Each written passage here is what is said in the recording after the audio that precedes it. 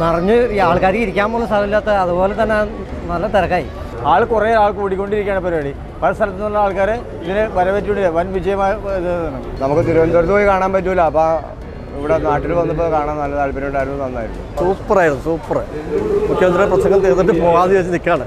ജനത്താൽ തിരഞ്ഞെടുക്കപ്പെട്ട ആൾ ജനങ്ങളുടെ വിഷയങ്ങൾ അറിയാനും കേൾക്കാനും വന്ന് തരുന്ന സമയം അത് വിനിയോഗിക്കുക എന്നുള്ളത് ജനാധിപത്യ മര്യാദയാണ്. അപ്പോൾ